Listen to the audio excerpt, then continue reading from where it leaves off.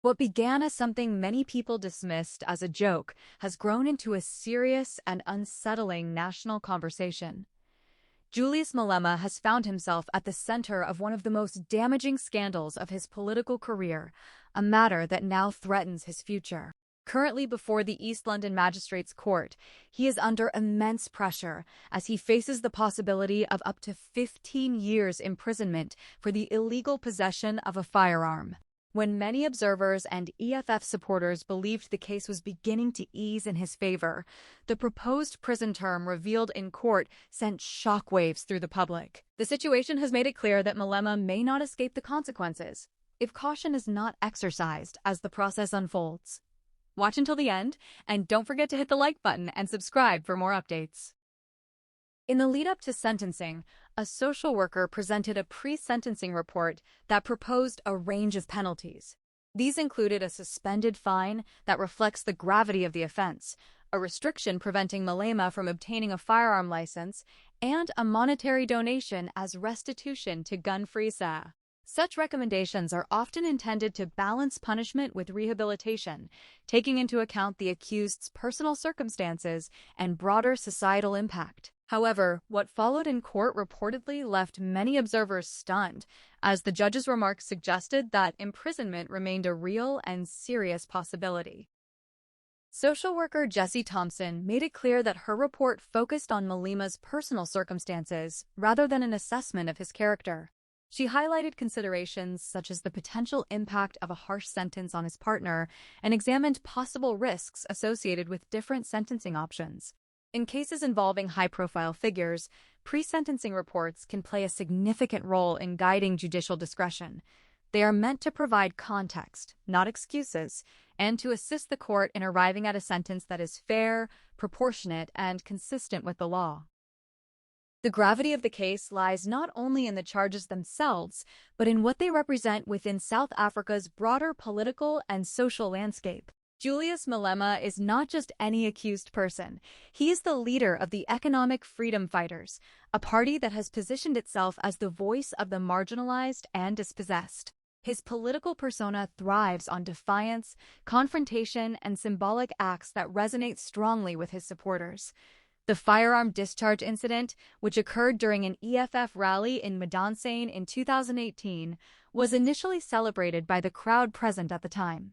What was once seen as political theater has now been reframed by the courts as a serious criminal offense with potentially life-altering consequences. Malema's appearance at the East London Magistrate's Court for pre-sentencing marked a critical stage in the long-running legal process. He was convicted last October of violating the Firearms Control Act, with the court finding him guilty of unlawful possession of a firearm and ammunition, discharging a firearm in a built-up area, and reckless endangerment. These are not minor technical infringements, but serious offenses designed to protect public safety in a country already grappling with high levels of gun violence. The fact that the incident took place at a political rally only added to the complexity and sensitivity of the matter. Despite these procedural aspects, the atmosphere around the court has been anything but calm. Scores of EFF supporters gathered at the East London Magistrate's Court, rallying behind their leader and expressing strong opposition to what they describe as an unjust jail term. Many believe that the case is racially and politically charged, arguing that Malema is being singled out because of his outspoken criticism of the establishment. Their presence was loud and visible, a reminder of the deep loyalty Malema commands among his followers and the emotional stakes attached to the outcome of the case. Inside the courtroom, tensions ran high. Magistrate Twinette Olivier issued a warning that EFF members could be removed from the court for disruptions during Malema's pre-sentencing hearing. Such warnings underscore the delicate balance courts must maintain between allowing public access to proceedings and preserving the dignity and order of the judicial process. The disruptions also highlighted the challenge of handling cases involving political leaders whose supporters see legal proceedings not merely as matters of law, but as extensions of political struggle.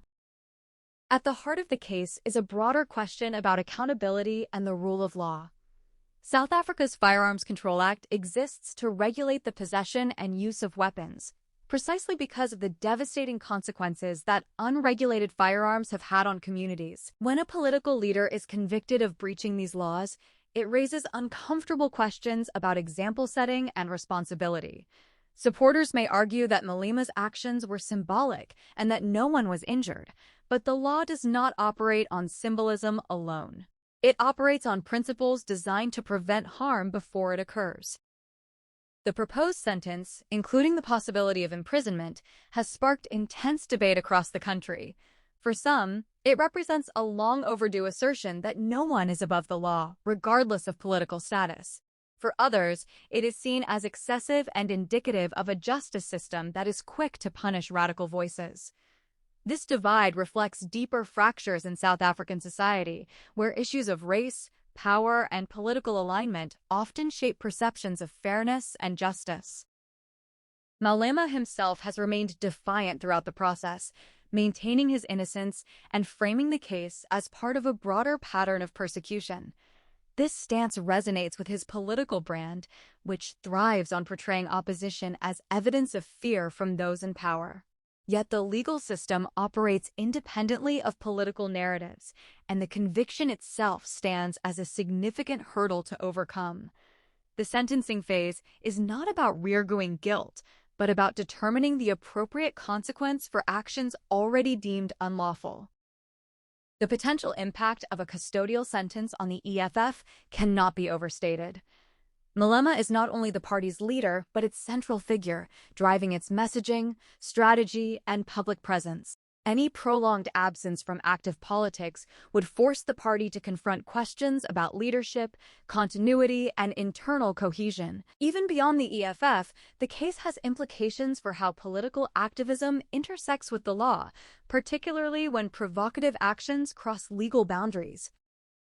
As the country watches the proceedings unfold, the case has become a mirror reflecting broader anxieties about justice, equality, and power. It challenges citizens to consider whether political leaders should be held to higher standards because of their influence, or whether the law should treat everyone exactly the same, regardless of status. It also raises questions about how courts should respond when legal accountability collides with mass political support. In the end, the East London Magistrates Court is tasked with making a decision based on evidence, legal principles, and sentencing guidelines, not on public pressure or political considerations. Whatever the final outcome, the Julius Malema firearm discharge case has already left a lasting mark on South Africa's political and legal landscape. It serves as a reminder that actions taken in moments of spectacle can carry consequences far beyond the cheers of a rally, and that the line between political symbolism and criminal liability is one the law will continue to police with seriousness.